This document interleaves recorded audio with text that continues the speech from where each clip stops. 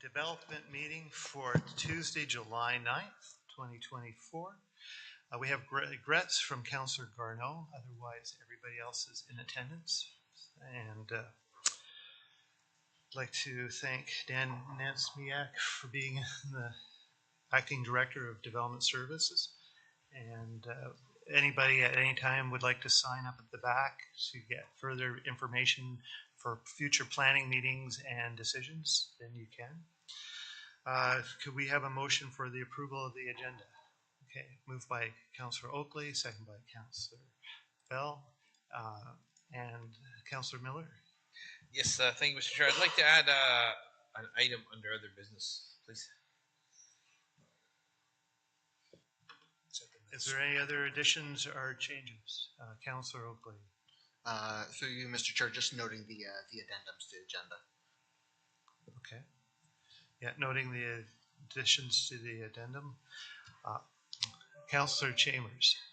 Just an email of correspondence associated with one of the planning applications that I received late this afternoon that I would like to put on the record. Okay. And so when we get to that application, you'll bring that forward? Okay. Okay, all those in favor, seeing the additions to the agenda? Okay, the agenda is passed. All those against? Seeing none. Declaration of pecuniary interest. Is there any tonight? Seeing none. Okay. Delegations, petitions, presentations. There is none at the table right now. And if we could have the adoption of the minutes, if there's somebody to move it. Moved by Mayor Bailey and second by Councillor Coleman. Okay. All those in favor? Okay. Passed. Business arising from the minutes. Is there any? Okay, seeing none. Then we'll move into the public hearing under the Planning Act to receive information from the public. Do we have a mover and a seconder for the recommendation? Do we have a mover? Moved by Councillor Coleman, seconded by Councillor Pierce. Okay, and we'll declare the public meeting now open. Okay. If we could call on the planner, Kayla, if you'd like to come forward and speak to it.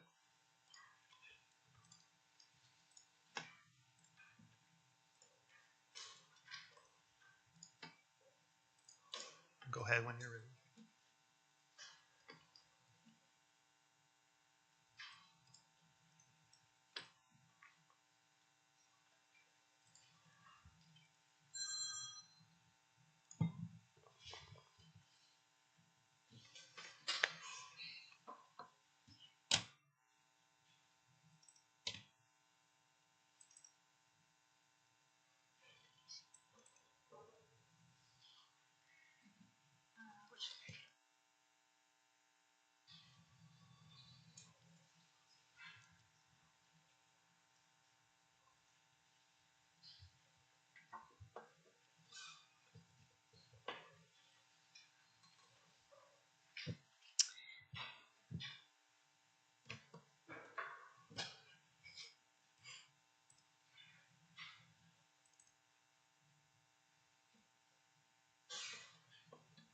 Thank you.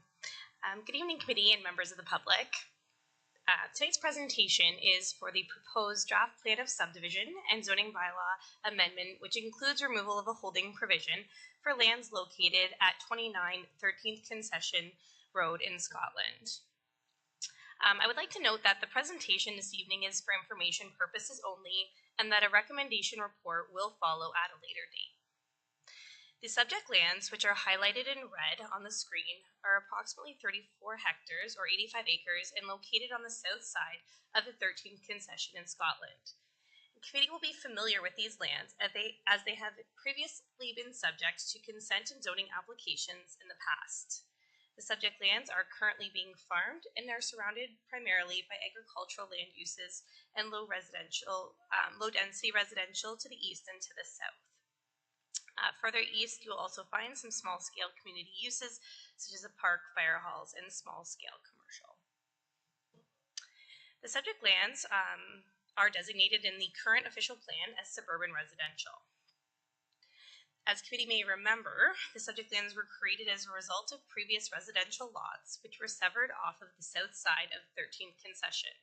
At that time, planning staff recommended refusal of previous rezoning, noting primarily concerns in terms of servicing and complete community design. The zoning was then appealed to the OLT and issued the current zoning, which we see today on the property, which is the special exception holding suburban residential. So that's the H33SR zone that you see on the property today.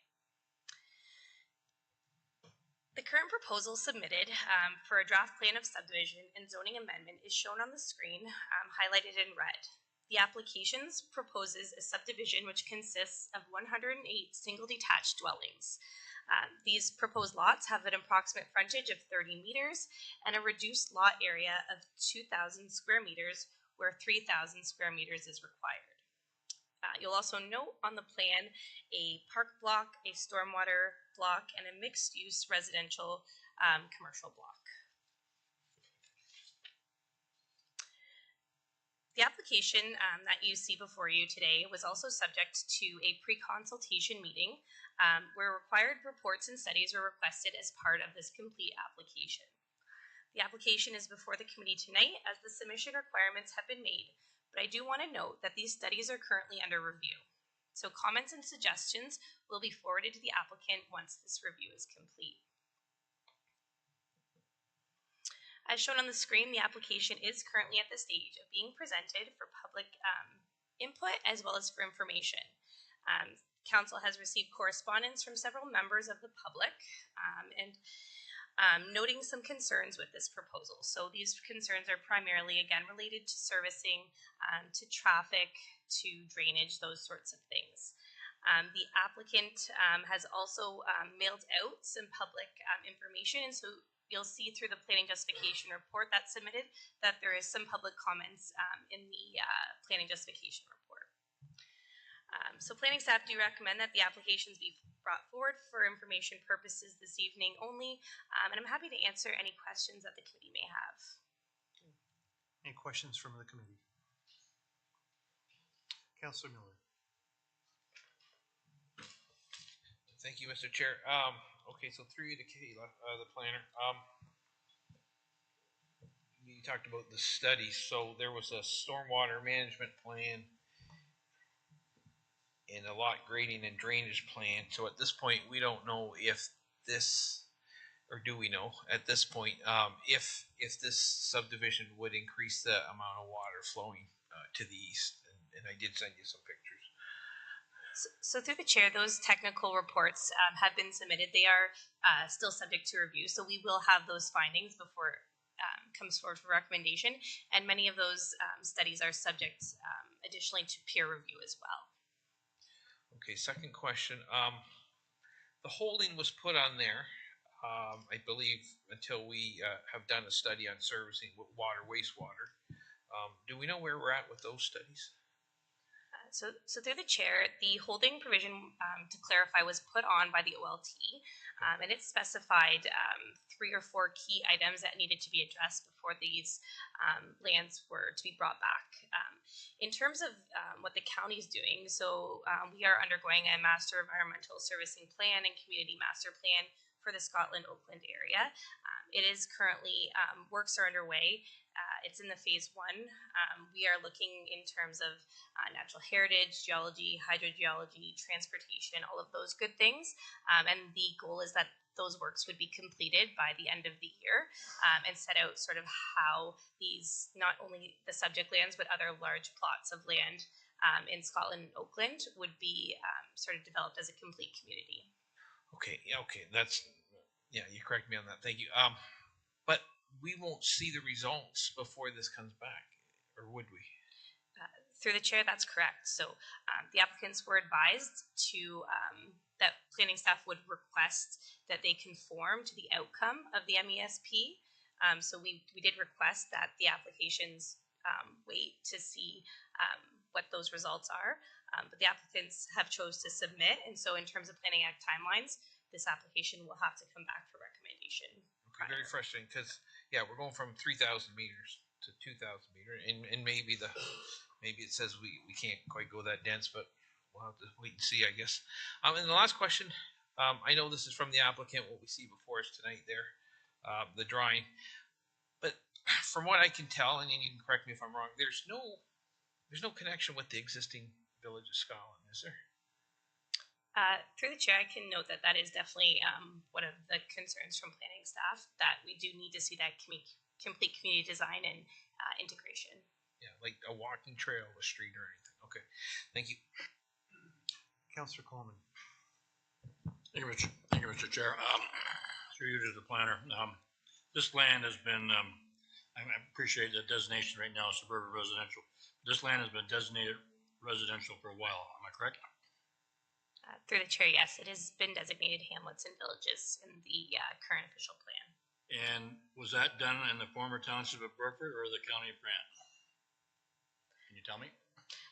Through the chair, I don't have that answer for you this evening. Thank you. I appreciate an answer on that, please. Okay. Councillor Bell. Thank you, Mr. Chair. Through you to Kayla. Just following up on the question Councillor Miller asked about the change from 3,000 square metres to 2,000 square metres. What are the practical implications of that? Why would we specify 3,000 metres in the first place? What was the rationale for that, and what will we be sacrificing should we agree to move to 2,000 metres?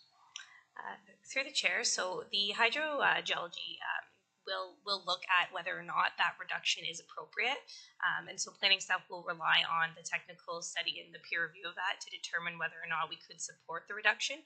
But typically our concern for development on private services is ensuring not only that these lots have safe water, but also how these would impact the remainder of the communities. So we will be definitely looking and bringing some recommendation back in terms of how this development fits with private servicing and lot size. Sure. So the implication of that, Kayla, is that we need to see some fairly firm evidence that there's something different and better in the hydrogeology than we would normally anticipate for this kind of development. Through the chair, yes, that's correct. Thank you. Councillor Pierce. Thank you, Mr. Chair. Through you to Kayla. Just picking up on something that you had said in regards to the study that's being done right now. We've requested that they conform. What's the ramifications if they don't? Like, if we're requesting them to conform, that's not saying that they have to or don't have to. I would suggest that, is there any firmer wording we could put with that, or can we have that in there that they must, or how's that going to work? Because, like as Councilor Miller said, if that study comes back and this is way off base, and we've already approved it as this, we're kind of caught in a rock with a hard place here. Through the chair, yes, that's correct. So in terms of the pre-consultation discussion, there is the ability to ask for an area study. And in lieu of requesting the area study, the county is taking on these studies through the MESP. So it has been our suggestion that if in order to sort of meet our policies, it's best to wait to see the outcome of the results. It's not just servicing, but it's the road network, the connection with the other blocks of land that are going to develop, right? So so that is our recommendation. We can't stop somebody from submitting and taking on the application that they're doing right now. So we will have to review this through the many levels of policy and bring forth our recommendation. Follow up if I could, Mr. Chair. So, Kayla, did you say that part of the when it went out, that part of the suggestion was that the interconnection to the other parts of Scotland and that, could that not be what we need to hold this until that report is done? So through the chair, the Planning Act, once the complete application is submitted, we are required to make a decision for zoning within 90 days and the subdivision within 120. So otherwise, the applicants are able to appeal for non-decision. So that's why we are dealing with those specific timelines. Right, and sorry, Mr. Chair, and I appreciate that, but if it's a recommendation from LPAT that there's a connection to the other parts of Scotland, I would suggest, well, I shouldn't suggest about LPAT, but I would suggest that if they're recommending that connection and that connection's not there, and we didn't do a decision and they took it back to LPAT based on that, it's a tangled web here, I see.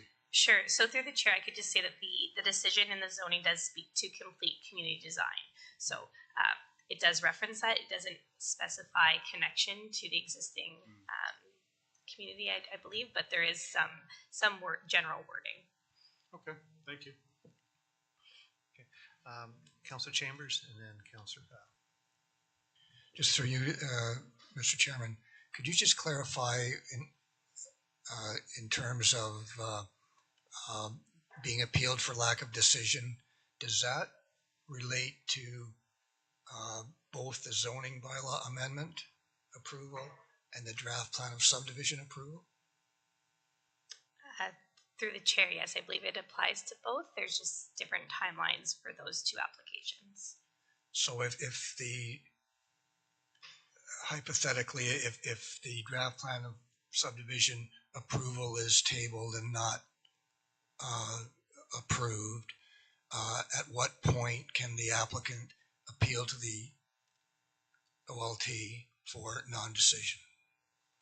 So for the zoning, they could appeal within 90 days after deeming the application complete. I know the zoning, I'm asking about the draft plan of subdivision approval. So that would be 120 days from deeming the application complete.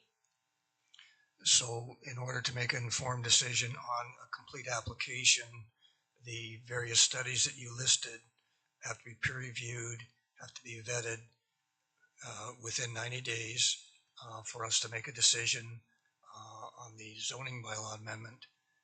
And you said 120 days for the draft plan of subdivision approval.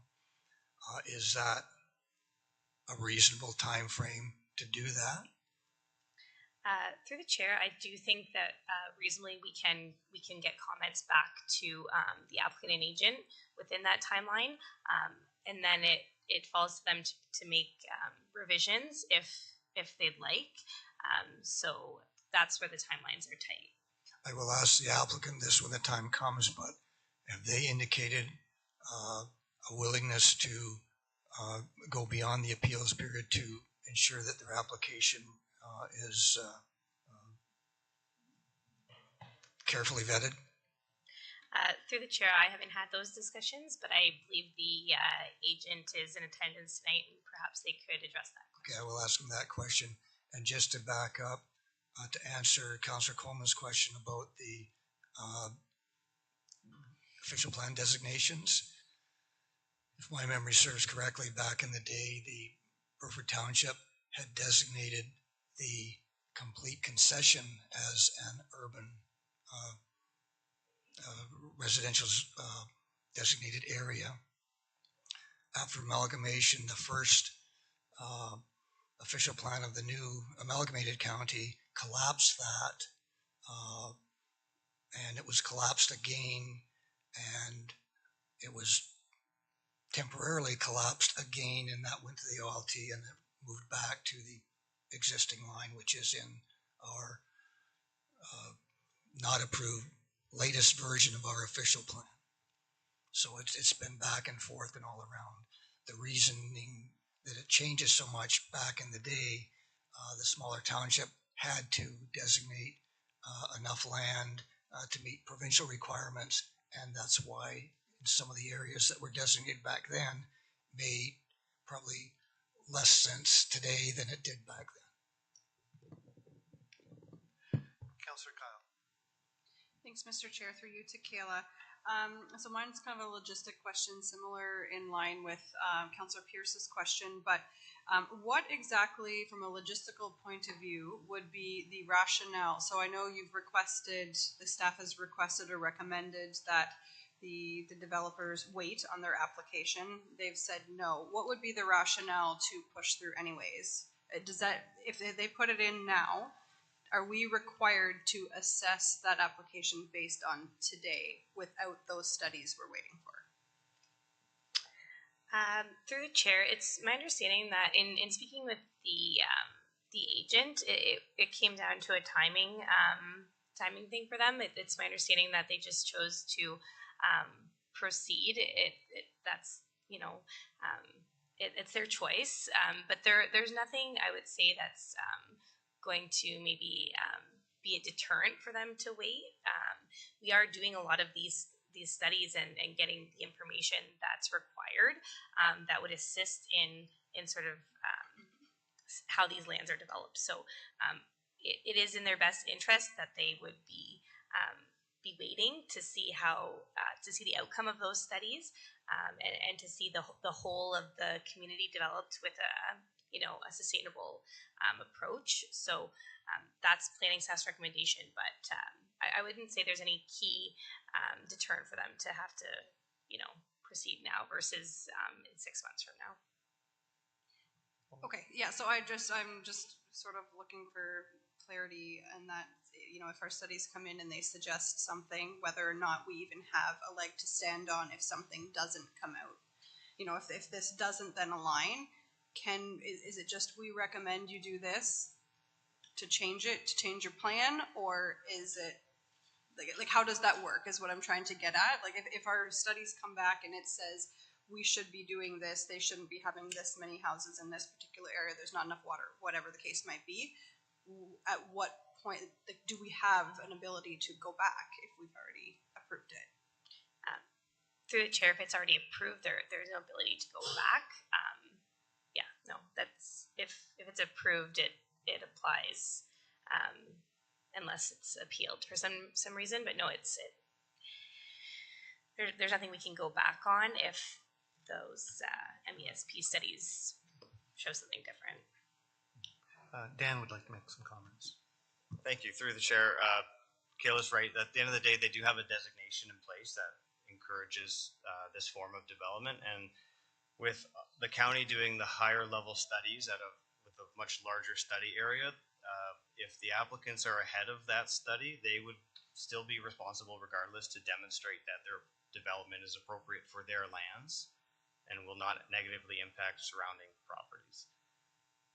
So the onus is still on the developer even more without our studies. There's more pressure on them to demonstrate that their development is appropriate. Councillor Chambers. Just another technical question through you, Mr. Chairman, to the planner with regard to area studies. It's my understanding that the lands to the east of this property and lands to the east of Highway 24 and perhaps lands in between this property and the existing village may or are already being considered by staff and developers for future development.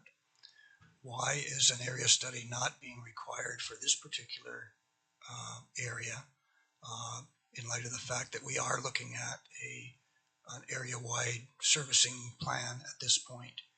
And if an area study is suggested or required, how does that impact the application in terms of being a complete application and being an application that may be deemed complete and is under a time frame for approval, lest it go to the OLT? So through the chair, if I understand the question correctly, so there are other lands that are in a similar situation to these, where there are a large portion of land able to have some form of residential development. So planning staff have been in conversations with these developers, landowners, to ensure that they're getting the same message about a master environmental servicing plan, and that it's a way for them to avoid having to do some of these studies up front. If the county is conducting the study, their proposal will need to conform to this, but by no means are we able to say that they can't go ahead and submit a complete application with these studies if they choose to do so. So that's where we are today, and some landowners may choose to wait for the outcome of the study, and it will likely reshape how those proposals look. For example, if partial servicing is an option, then lot configuration may look a lot different, right? So those studies are going to be key in really shaping the community. And I hope I've answered that question correctly. And just a final follow-up with regard to the draft plan of subdivision, if as a result of the public engagement that we're just about to enter into, and we have already begun that process, if there are some suggestions or many suggestions or appropriate reasons to change the draft plan of subdivision to a more appropriate plan that might satisfy some of the neighborhood concerns, how does that factor into the decision timeline for appeals to the OLT? Sure, thank you. Through the chair. So we have been collecting public input. Public notice sign has been posted on the property. In terms of Planning Act requirements, the circulation has gone out. We have been receiving feedback. All of those good comments and questions and concerns are definitely taken into account by planning staff in our final recommendation report. So we are able to sort of address some of those concerns once we've formulated our report. So the abutting property owners, the public does most definitely have input into the proposal. And finally, Mr. Chairman, is conditional approval subject to appeal for non-decision? Sorry, could you, through the chair, maybe rephrase your question? If there's no decision made, we are subject to a time frame where it can be appealed for lack of decision. If a conditional approval is given, is that classified as a decision in terms of what the OLT classifies as a non-decision for appeal purposes? Through the chair, I would assume that if there is a decision made, then it typically, with any draft plan of subdivision, it would be subject to draft plan conditions. So if there is a decision made, then in my opinion, that the lack of decision isn't in the equation anymore, even if it's subject to conditions, and conditions are very much standard process for this type of proposal.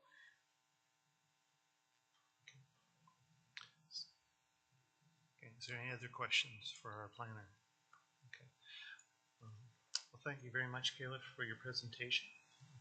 Going to call on now the agent or the applicant for the application, if they'd like to come forward and speak.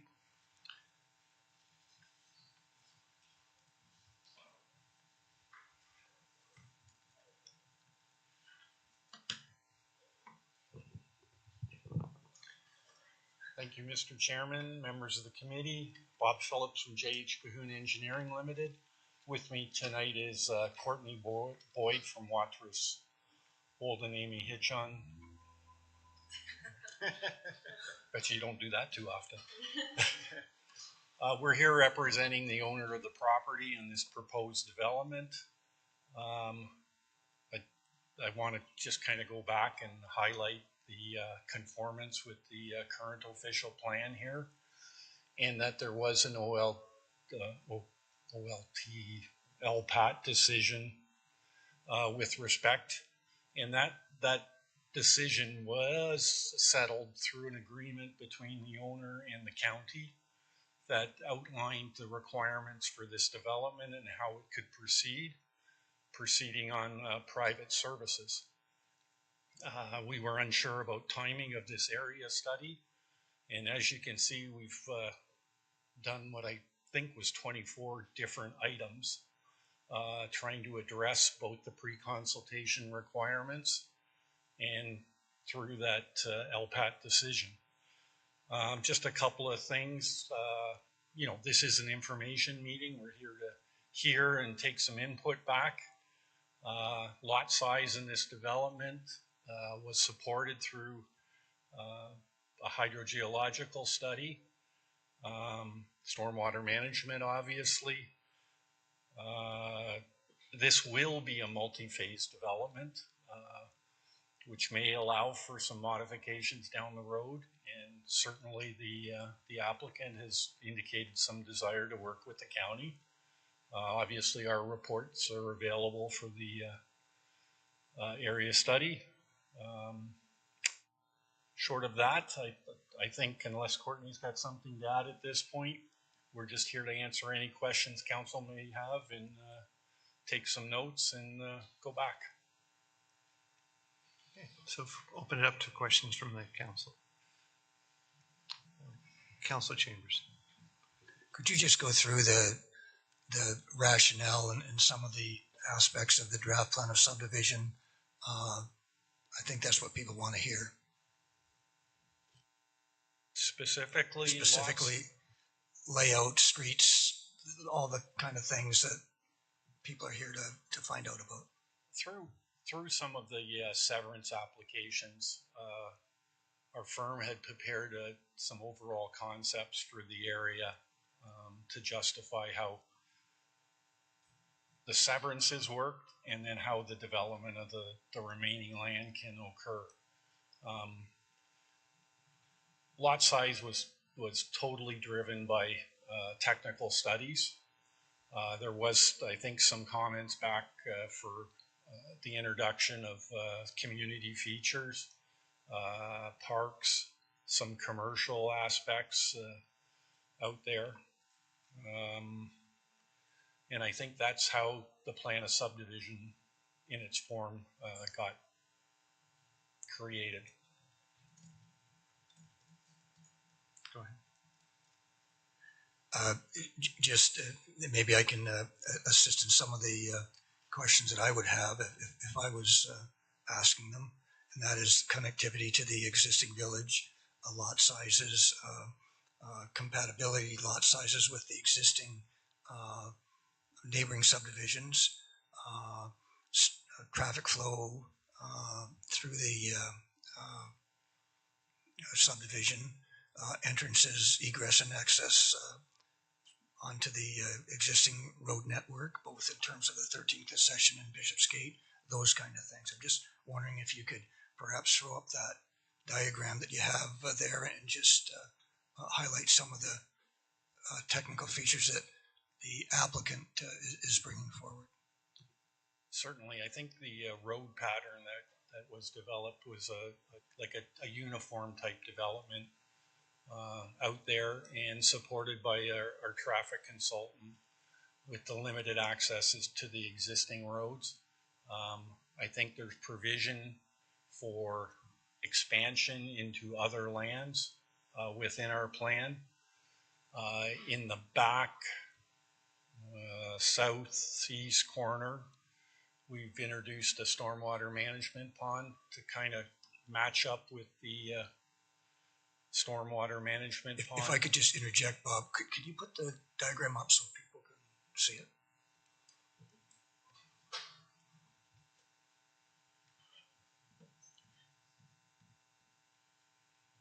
Gary, can you just pull up the...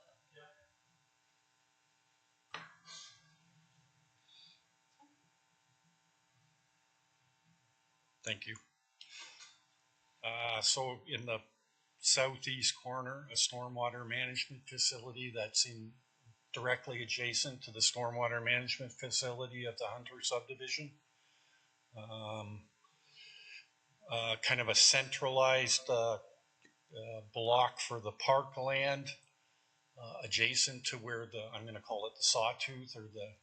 Bob, I hate to interrupt again. I wonder if you could put the other picture up. I think it's more, shows the existing, that's what we need to see.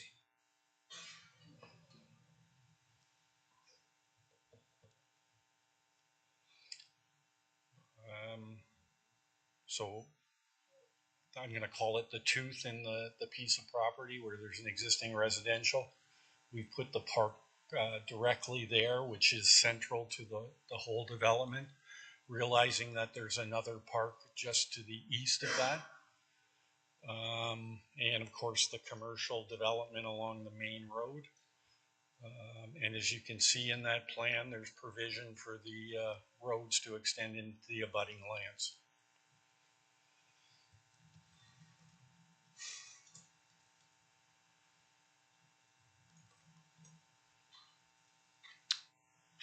Is there any other questions for the, Councillor Bell? Yeah, thank you, Mr. Chair, through you to Bob. Bob, when the hydrogeological study is done, do you consider the implications to the adjacent residential development, or is it just purely looking at the capacity to service this subdivision? Certainly, we made provision for, like good planning for road connections to the abutting lands. I don't know at what stage anybody else is looking at those lands, and nor have we been provided any concepts to work from at this point. Oh, sorry, Bob, you couldn't hear me, but I'm really interested in the hydrogeological part of it. So you must have addressed whether you can provide water to these 2,000 square meter lots, but do you then consider the implications on drawing on the aquifer and the implications it has to the other surrounding adjacent subdivisions? That's my question. Sorry, certainly. The hydrogeological report takes into account the existing conditions in the area and the impacts of drawing water for these uses on our property. And, certainly we're open to the peer review of that report. Okay, thank you. Okay. Mayor Bailey. Through you, Mr. Chair. I just have a couple of concerns. This, to me, seems like the moment before the crash where there's been no decisions made and we haven't done anything goofy yet. We haven't done anything wrong yet. I don't understand the part where you say that you're taking in consideration the comments of the neighbors and the community. You can have all the studies you want for water and all of the things that are zoned properly, but at what point does the quality of life matter? The quality of life, I don't think the people of Scotland are worried about how many parks you're going to put in or how big the lots are at this moment. They don't think you should be doing this at all. And at some point, just because you can do all of this, and this is just my opinion, just because you can do all of this, does it seem appropriate? Does it seem like you should do all of this? Unless this is someone's legacy tour and this is as much money as they're ever going to make, so let's do it now because we can. I don't understand the thinking of telling people they're going to have a park and it's going to be right here with the tooth of the subdivision, the piece of property. These people are used to having farmers' fields and crops, and you're doing something you're allowed to do. And at the end of the day, maybe this is what's going to get done. But there's got to be a time when you shake your head and wonder if you're doing the right thing. And I want to know where all these comments, my computer blew up today with all kinds of people saying all kinds of things that make all kinds of sense. And comparing how they live today and the fact that you're going to give them a park, which to me is just crazy, that you think there's value in your little park when they live the way they do now. I want to know when all of these things, that I will have all my emails ready for the next meeting. They all came in today, sort of at the same time. Something must have happened in Scotland today where neighbors started calling neighbors, and I got all the emails all at once, and I didn't have time to get them all ready for the council to see them all today. So there's a whole lot of concern. I'm not talking 3 or 4 angry people. I'm talking about people that have lived there for decades, and they don't think that they've been heard. So, I mean, when I hand you the stack of emails saying, this just isn't reasonable, but it might be what you can do. And if that's what you can do and you can get away with it, good for you. But you know what? It's not the right thing to happen, and you need to listen to these people. And I'll be prepared for the next meeting to defend it. Thank you. Further questions from the council, for the agent? Councillor Chambers. And just again, going back to the draft plan of subdivision that's being presented for approval tonight, present for information to gather tonight, and some of the information that may be gathered is this. If you look at the lot sizes, we've talked a lot about lot sizes, compare the lot sizes along the 13th concession on the easterly portion, which were approved, severed lots, and look at the disparity of difference in size between those lots and the lots that you're proposing in your subdivision. I think that may be a concern. And similarly, if you look at the northerly edge of the Hunter Phase 3 subdivision, I think it is, you'll see that the lot sizes there are considerably larger than what you're proposing in your draft plan of subdivision. You have a stormwater management plan backing on to those lots. The stormwater management plan for the 100 subdivision, I believe, is a municipal drain that flows into a pond somewhere there. I can't quite see where it is, but, and again, there's no connection between, no street connection on your draft plan of subdivision with the existing park, for example, through the 100 phase, those kind of things. I think that's what I was trying to get at when I wanted you to explain a little bit about your rationale for your draft plan of subdivision that you're presenting this evening, keeping in mind some of the things that Mayor Bailey has said and some of the emails that I've got and we've all got and you're going to hear tonight. So those are the issues that I think are going to have to be addressed before a decision is made. And the last thing we want to do is, well, perhaps amendments and changes to your draft plan of subdivision is being worked on to be caught in a trap of non-decision, and then it goes out of our hands, out of the community's hands, and into the hands of the lawyers and the planners at the OLT in the county and yourselves, which is an expensive, unproductive way to do it when you're trying to develop a plan of subdivision that coincides with and works together with the existing neighborhood and the existing farming community.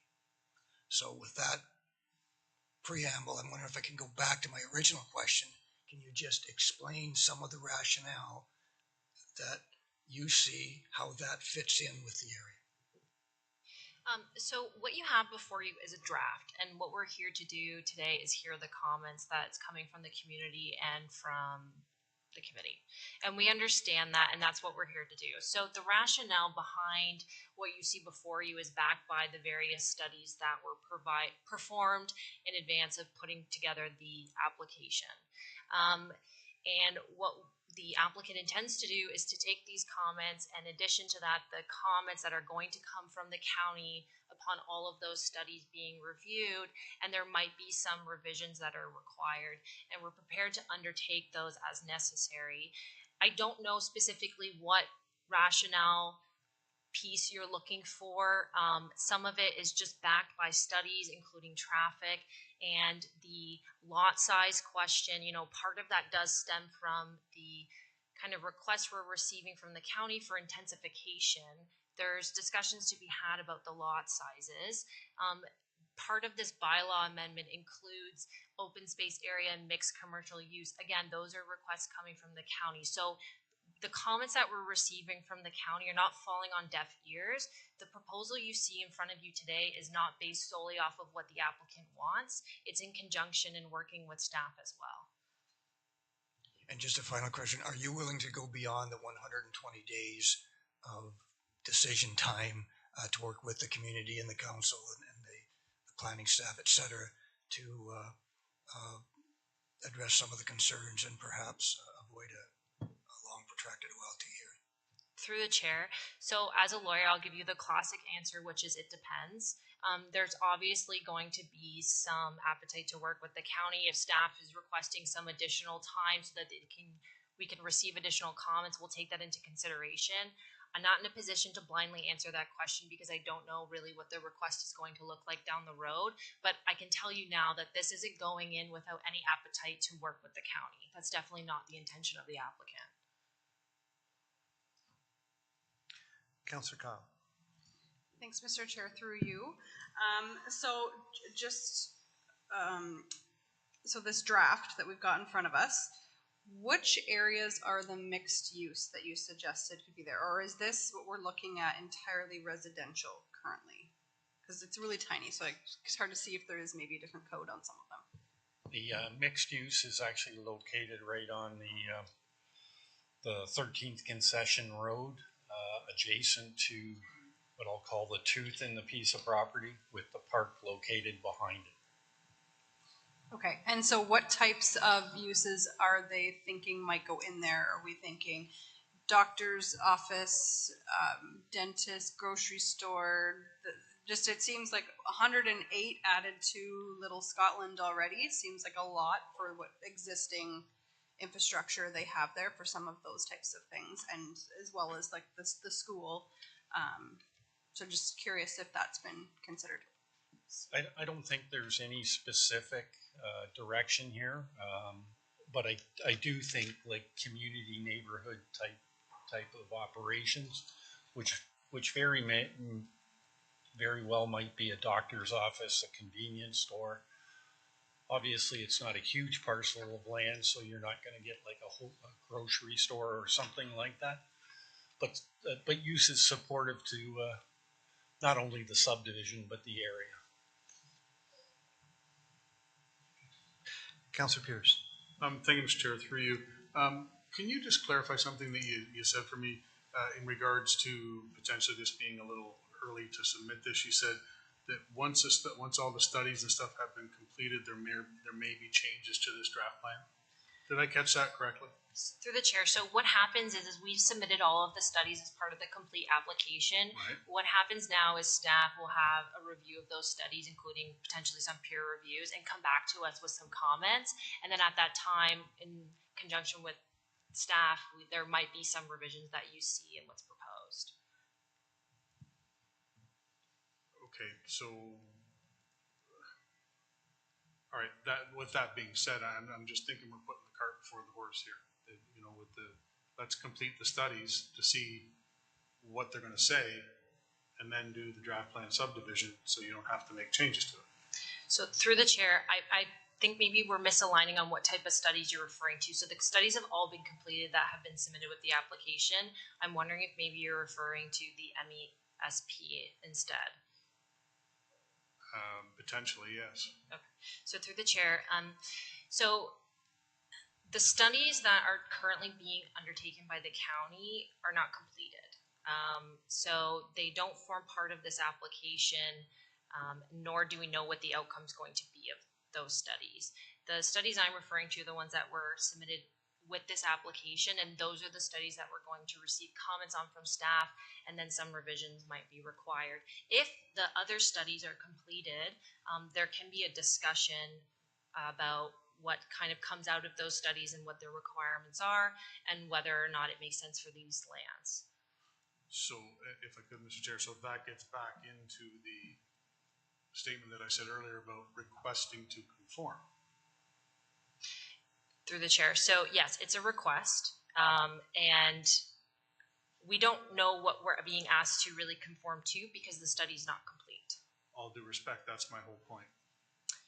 I understand that. I do understand your point, and I take your point.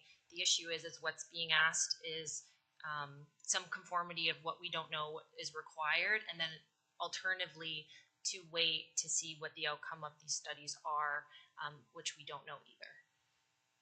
And we don't know the timeline. You know, I understand that the county staff has said that maybe by the end of this year. We don't necessarily know that to be true. Okay, thank you. Is there any further questions? Councillor Chambers. Sorry, Mr. Chairman, I don't mean to rag the puck here, but this is our only chance to ask questions that regarding the, again, draft plan of subdivision. And just a comment, it's very difficult for the planning committee to have half an hour to have input into a draft plan of subdivision that impacts the neighborhood. For example, I just can't visualize a convenience store, 7-Eleven across from Marie Smith's farm and beside the former Shepherd farm on the 13th concession, which if you drive down there now, I can't see a lot of traffic supporting a convenience store. And if that's the kind of draft plan of subdivision that we're working with here, it needs to be questioned and it needs to be looked at. And again, I'm concerned that the time frame of 120 days is not sufficient to address some of these kind of concerns. Another concern is the former Shepherd farm, the farm buildings, that's the notch on the south side of the 13th concession, the bite out of your plan of subdivision, what have you done to ensure there's compatibility around that property, for example? You have farm buildings in the middle of a subdivision that has a convenience store beside it. I mean, it just doesn't fit. And then you've got a park beside that. It's just, something isn't connecting here, and it looks to me like a cookie cutter urban subdivision plan placed out in the middle of the 13th concession beside a village that looks entirely different than what you want to make your draft plan of subdivision be. Those are the issues that concern me, and I think it concerns a lot of people, and it concerns a lot of the neighborhood. And again, it's always better to work with the neighborhood than work at the OLT when the neighborhood is excluded and everybody else is excluded, and you get a result that ends up that nobody likes, and it's a very expensive proposition. But in 120 days, that's August, September, that's October. We're not even meeting in August, so we have 2 meetings.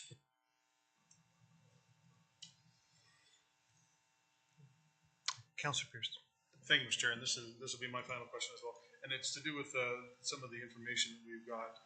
It talks about the 5 lots that Mr. Haley has already on the 13th concession are not sold, and it's been over a year for that, and we understand there's a severance of those 9 lots in that small strip of land with 4 houses already built and 5 lots, only 1 for sale sign. That seems to me that if it's been over a year to try and sell 9 lots, and we're talking 108 lots here, again, I concur with my fellow councilor here. I think this is just, it's not jiving in this area. I just don't see the compatibility to it. I'm trying to put it together, but I'm just not seeing the match. Sorry. Okay. Any further questions from the council? Would you like any last comments? Nope. Thank you. Well, thank you very much for your. Okay, at this point, we're going to open it to the floor for those looking to speak for the first time.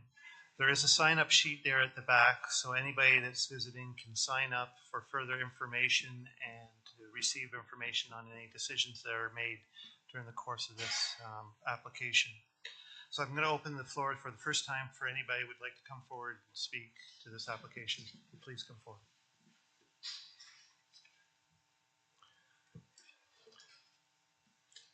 So if you'll state your name and address, and you have 10 minutes to speak. It's a little bit hard.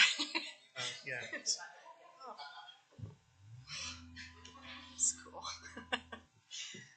Good evening, everyone. My name is Sabrina Hart. My family and I live on Scott Court in Scotland. Thank you for allowing me to come up here and speak tonight. As I look into the crowd, I see a number of community members here.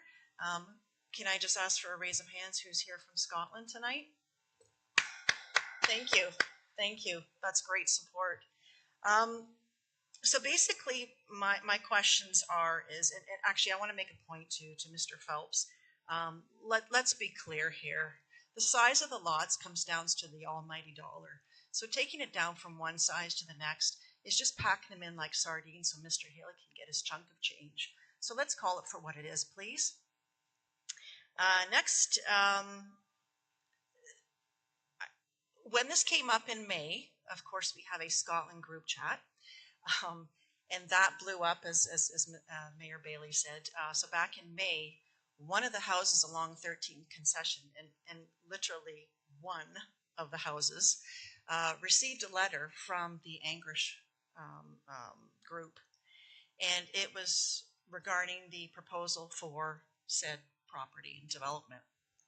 So that, of course, was posted on the group And of course, everybody was very shocked and dumbfounded and what's going on and why weren't we informed? So I'm a little confused when you say that the public and the community has been informed. That's completely incorrect. So where are you getting that information? I have no idea. Yeah, it just wasn't. So we have to find out that information from our various community members. It would have been appropriate to either mail them out to the various members, to everybody. We should have been afforded to know what was going on, and you did not do that. The Angus Group did not do that. Cahoon did not do that. So shame on you for that. As an observation, this meeting unfortunately comes at a time where lots of people are on vacation. So it's too bad, but I really think we could have filled this whole room. So I feel like I don't want the county and the planner for Mr. Haley to be under the misinterpretation that we don't oppose this application because perhaps maybe not as many are here tonight. But this couldn't be further from the truth. Absolutely no one, and I mean no one in Scotland, supports this whatsoever, despite of what you're saying or what you're telling the county, what you're telling the committee. Nobody supports this at all. I want to know exactly what commercial use means in this particular application, and I think earlier it was mentioned about perhaps doctors and dentists. My guess is maybe a Jiffy Lube, maybe another cannabis store, maybe a tattoo place, hell, maybe even a strip club. Who knows? But yeah, so now we're turning our beautiful small rural agricultural community into a city. Why? I mean, we've seen development around us, and it's not necessary. It really isn't. I don't begrudge Mr. Haley looking to sell his property and cash out to housing development and make some money. But when it comes as a negative consequence to current residents, whether it be the appeal or in this case the unappeal, the water quality, septics, density, that's not good for anybody. It really isn't. As you know, 37 houses across the corner on 24 Highway and Oakland Road, that did not go through for a variety of reasons, but one of them was the water quality, the water table. And so what I'm hearing tonight from Cahoon, Mr. Phelps and his group, is that there's lots of studies done, and yet this committee and this council and this county doesn't have enough to support to make a decision. So why are we going to, why are we going to allow that? At the end of the day, they have a responsibility to put forth all studies well before any decision is made. And anything less of that is not acceptable. Or should not be acceptable. How's the school going to support an extra 108 homes? We haven't talked about that yet. So that is something to consider. You mentioned the traffic and how you've done your studies. Well, if you've been anywhere in Scotland, you'll know the traffic as it is absolutely horrendous. We have lots of 18-wheelers coming through, and that hasn't even been rectified over the years. And so now we're going to throw in 108 homes. The general population has 2 cars, so we're looking at maybe 216 vehicles. That's a lot coming in and out of that area, and so I think we're just going to be bombarded with that. There's going to be more accidents. So just keep that in mind.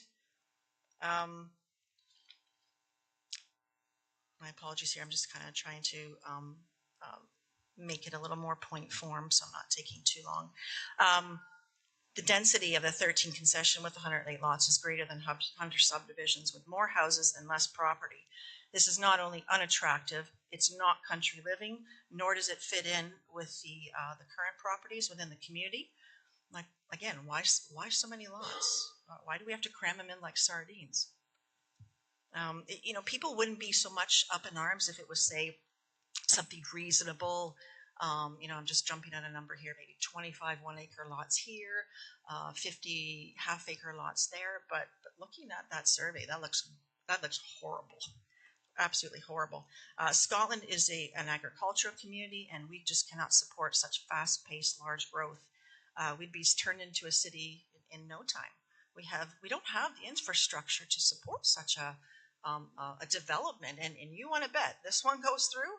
There's a lot of others just sitting there waiting, twiddling their thumbs, looking to make in their applications. And I'm asking you as a county, I'm asking you as a community, don't ruin Scotland, because that's what I see this trend is going towards. I've lived in Scotland for 30 years, and it's been great moving out of the city and being in the country and raising our children and having a clean way of living. And I don't see this anymore. You know, everybody knows progression, and you can't stop it.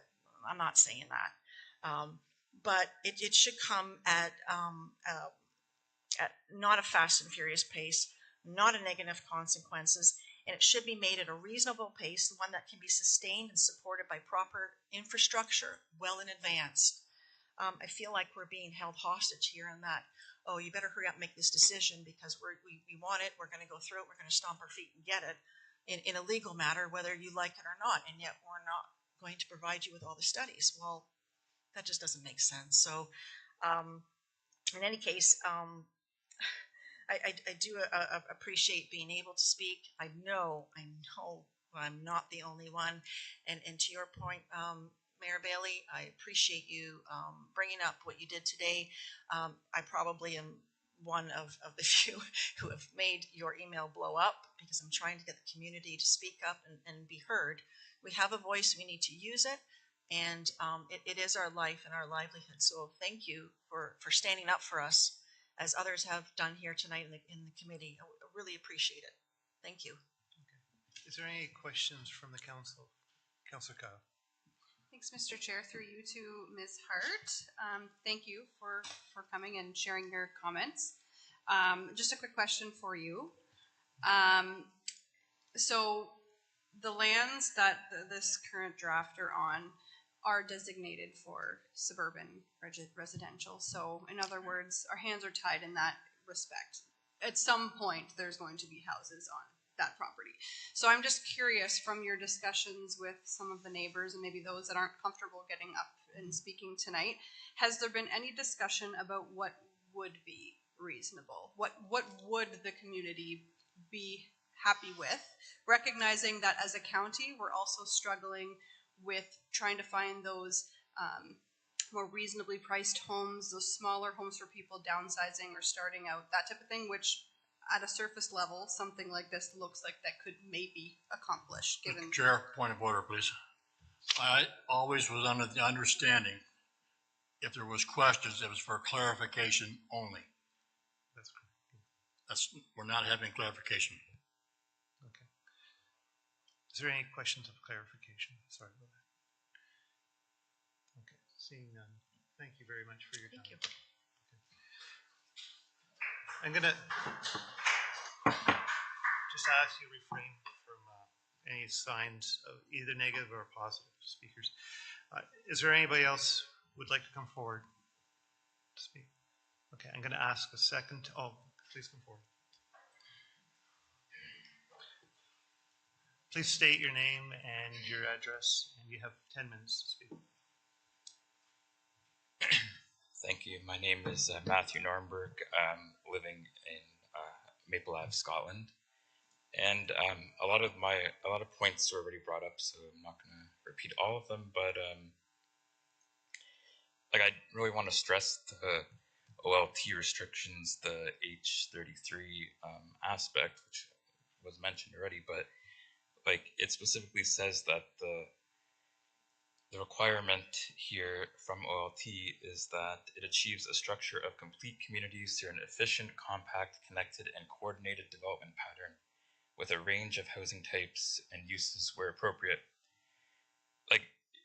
Through many interpretations of that sentence, and I know it maybe isn't black and white in terms of exactly what each word means, but I don't see how this fits in with those requirements at all. Like, it's not providing different housing types from my understanding. It seems to be consistent lot sizing for the most part. It's not connected to the existing community. Maybe, yes, it's connected within itself, but I think being connected to the existing community makes a lot more sense, and that's how I would interpret it. It doesn't seem like a complete community where there's a park, a small mixed-use part, and then mostly residential. How is that complete? It doesn't make sense to me. So on this basis alone, I feel like there's a grounds to deny this application. And as I said, that's coming from OLT, and that's not just the county's requirements. So I don't know, on that basis alone, I don't see how this makes sense to approve in the future. So I would like to have that kept in mind. Yeah, I think all the other points were covered, so that's all. Do you have any questions for the speaker? Clarification? Okay. Thank you very much. Okay. Is there anybody else that would like to speak? I'm going to ask a second time if there's anybody else who would like to speak from the floor. Oh, Councillor Chambers. Mr. Chairman, I alluded to the fact that I did receive a late email that the person couldn't be here and wanted to make comment. I see that person has emailed the comments to the clerk after I got the email, so I'm hoping that the clerk can circulate the email to councillors and the applicant and staff in order that that person's questions that were listed, 4 questions, can be answered directly to her by staff and the applicant. And I would ask that her name or their names be added to the list of circulation so that she can be kept informed of the ongoing application. Okay. Mayor Bailey. Through you, Mr. Chair, and I will also forward everything on that I have today to the clerk, and I would ask that it also be added to the list of people who couldn't be here tonight. Okay. Thank you very much for that. I'm going to ask a third time if there's anybody here present today that would like to speak to this application. Okay, we have a person that would like to come forward. Again, please state your name, your address, and you have 10 minutes to speak. And then if you just remain for a minute, if there's anybody that has any questions. So my name's Patricia Gray. I live at 113th Concession Road in Scotland. So I'm one of the newer homes that were built about 2.5 years ago. I'm not as eloquent as some of my community members. I'll just keep this very brief. My husband and I, we moved to Scotland, like I said, 2 years ago. We have 3 young children, 6, 3, and 16 months.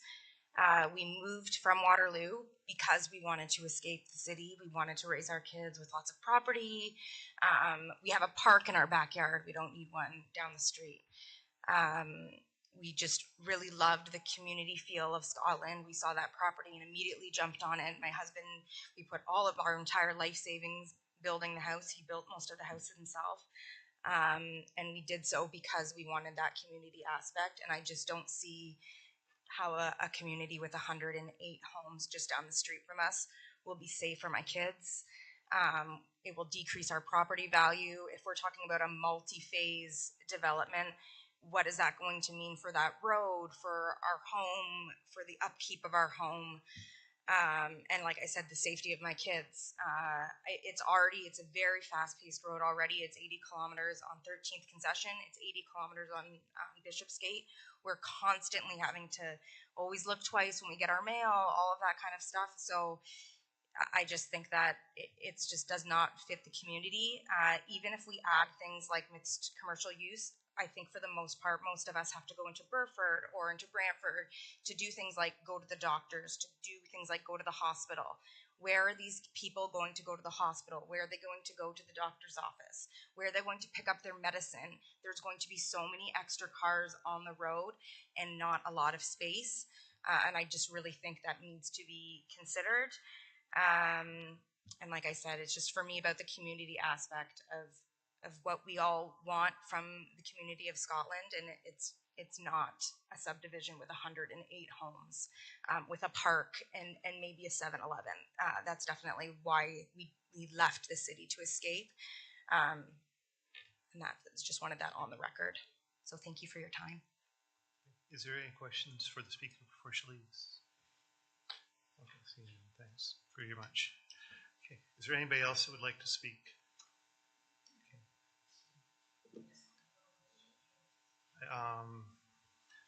There's another gentleman here that hasn't spoken first, so we'll let him come forward.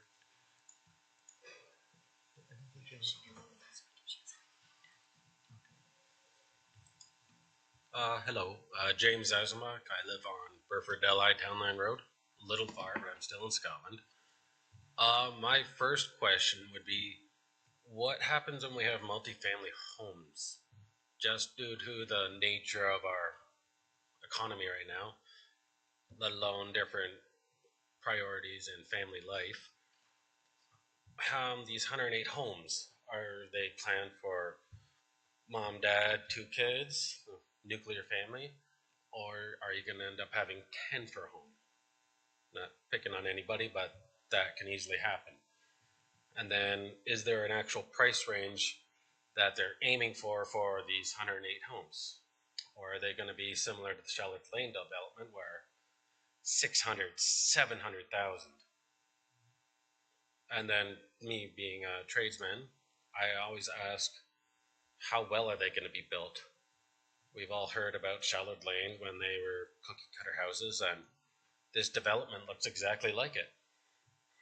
And I know for a fact some of them were very poorly built. So are they going to get the quality that they would expect for paying that kind of money out? At the end, the applicant will have an opportunity to come forward to speak to that. Yep. No, it was just one of my concerns. My main concern is because they're all going to be on private utilities, so the water table is going to be dropping drastically, and if we're not accounting for multifamily homes versus the nuclear family, that's going to double your use of your waters that's expected. So we're going to be having water issues, and then add in all the septic rates or all the septic tanks and drainage. Is there going to be contamination because they can't handle that supply? That would be my main concern with this whole subdivision. Thank you. Okay. Is there any questions for the speaker? Okay, thank you very much for your time. Is there anybody else that would like to speak to this the first time? Okay. You're allowed to come forward to speak, but only if you're bringing forward new questions or statements. Yeah. So if you have something new to say, then please come forward. Okay, thank you very much. Okay. So seeing nobody else would like to come forward, then we're going to close this portion of the public meeting, and then we're going to ask the applicant or the person that's come forward to speak about it, the agent, and to answer any of the questions that come forward if you'd like to.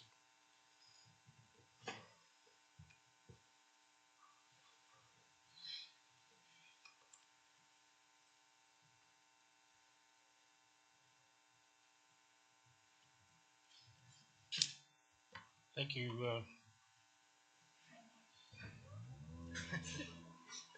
Thank you, Mr. Chairman, members of the committee. We've heard the information and the comments received. We'll take those into consideration and wait for the review of our reports. And then I'm sure there'll be discussions with county staff about the form of the development.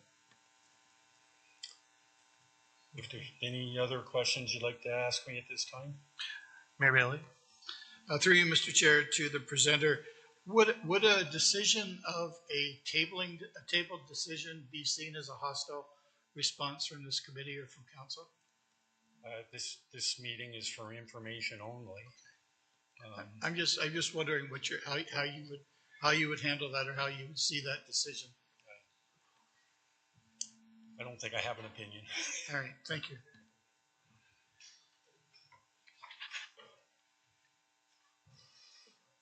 Okay, is there any other questions for the agent? Okay. Thank you very much. Thank you. For your time. We have a motion in front of us that's been moved and seconded. Is there any comments before we have the vote? Okay, then I'm going to call. I'm going to call the vote. All those in favor? Mayor Bailey. Hey, Mr. Chair, I just want to be clear what we're voting on. We're just voting on receiving this as information. That's correct. Thank you. Yeah. Okay. Councilor Chambers. Just a procedural question. The next meeting, the council meeting where we deal with the recommendation of council, when will that be?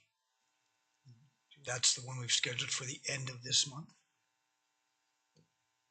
Through the chair, I can clarify our intentions are to bring this to council at the beginning of September for recommendation.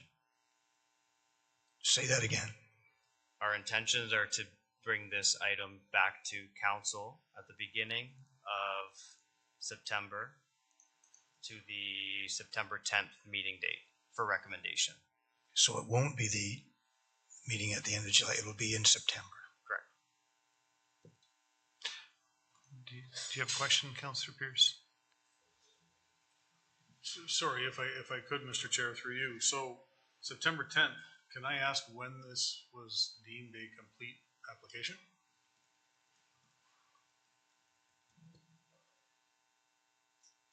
I'm wondering if Kayla doesn't have a microphone, but yeah, we'll look it up.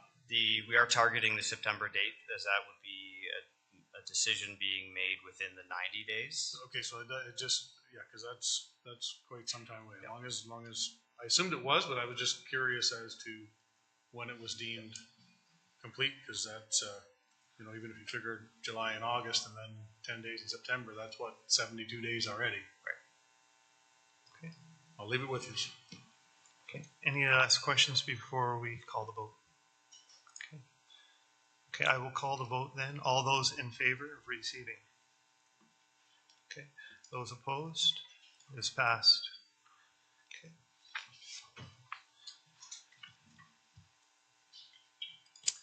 Okay, I'm going to call Dan to come forward and speak to the application ZBA 1124-D and 137 Harley Road. We'll give a minute for the room to clear.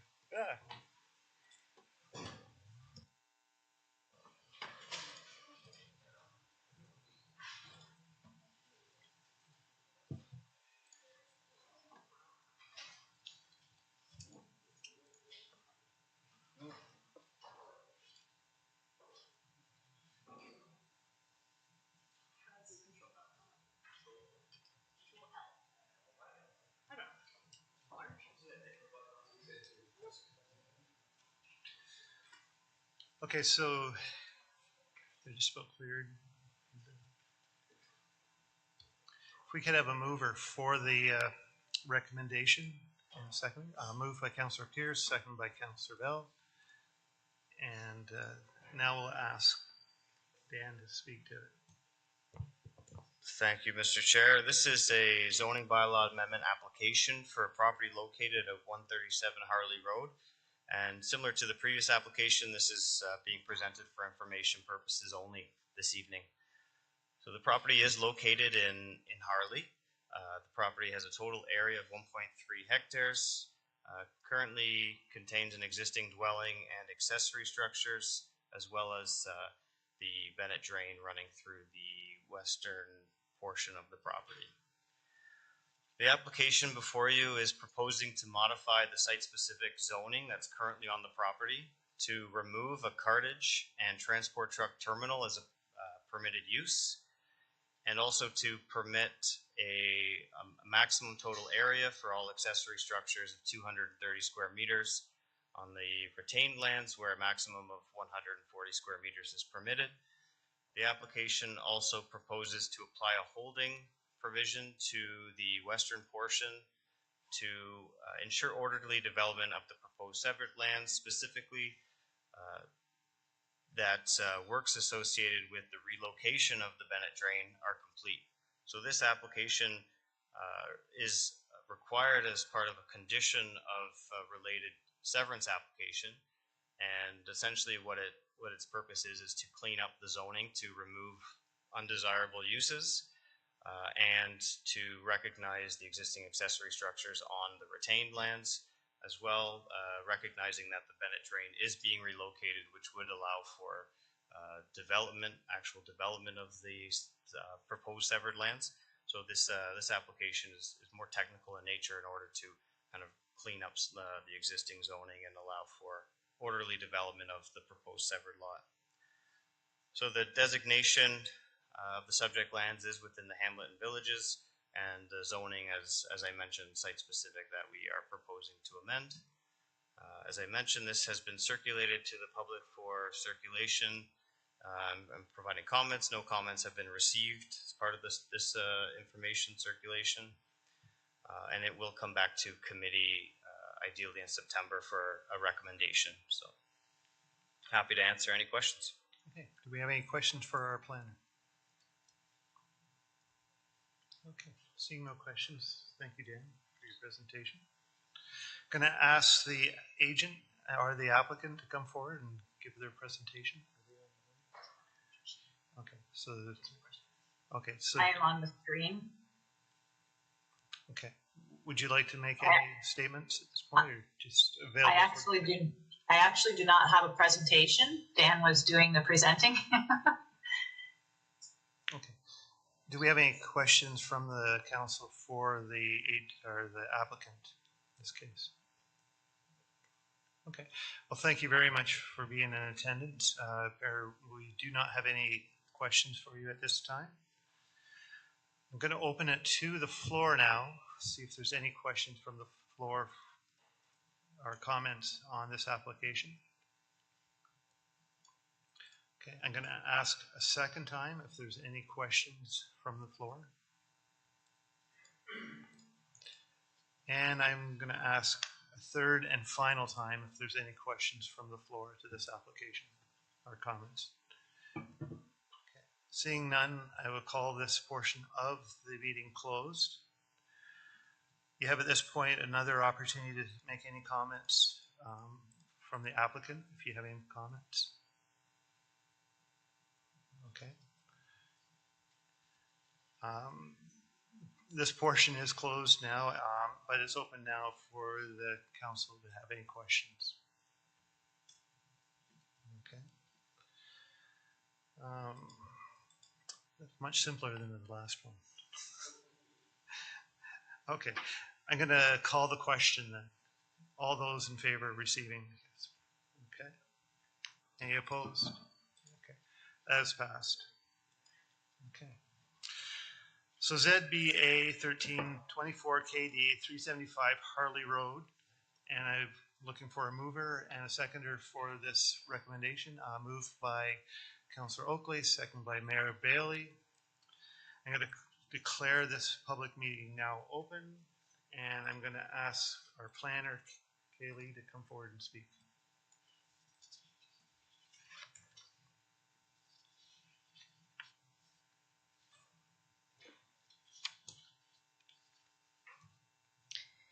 Good evening, committee and members of the public. Tonight's presentation before you is for lands located at 375 Harley Road. Again, similar to the other presentations, this is for information purposes only. These subject lands are designated as hamlets and villages in the current official plan and zoned agricultural. The application is simply to change the zoning on the subject lands, which are highlighted on your screen, to hamlet residential zone. So the lands that are shown on your screen in blue are subject to the rezoning application, and simply to bring these lands into compliance with the official plan designation. There are secondary consent applications which will propose boundary adjustments. So you'll see the large portion of land in beige that will remain boundary adjusted to agricultural lands, the abutting farm to the west. And then the smaller sliver of blue that you see on the screen, those lands will be proposed to be adjusted again to the west to the existing residential lot. Planning staff do note that some public input has been received for these applications, and primarily for further clarification on what was being proposed, what the permitted uses would be on these lands, and so some of that's been included for committee this evening. Planning staff are recommending that the application be received for information purposes, and a recommendation report will follow at a later date. I'm happy to answer any questions that the committee may have. Is there any questions from council? Councilor Miller. Thank you, Mr. Chair. Through to Kayla. Kayla, you have to remind me, and I think this is what the interim director told us once, but because it is residential in the official plan, MSDS doesn't come into play. Is that correct? Through the chair, could you rephrase your question? Did I say MSDS? MDS? Perhaps is it MDS that you're MDS, referring yes, to? Okay. I threw in an extra S there. Yeah, MDS. Sure. So MDS will be reviewed at the consent stage, although no new dwellings are proposed as a result of this zone change. But we can definitely look at that through the consent applications. I didn't know if it came into play because it's already in the official plan it's deemed residential, right? Through the chair, yes, it is. So official plan designation of hamlets and villages, which does permit the residential use. Okay, thanks. Okay. Any further questions of our planner? Okay. Well, thank you very much, Kayla. And I'm going to call upon the agent or the applicant for their presentation.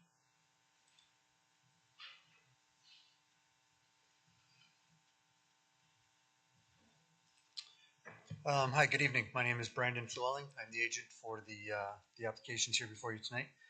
Really just to answer any questions, but it is a fairly straightforward zone change application in support of a future consent application. So we're essentially drawing the lines in accordance with the official plan for the zone change. It'll be an agricultural lot addition in the future, and that small sliver along the frontage will be added to the existing residential piece. So, but happy to answer any questions that you might have. Do we have any questions for the agent? Councilor Miller. Thank you. To Mr. Flewelling.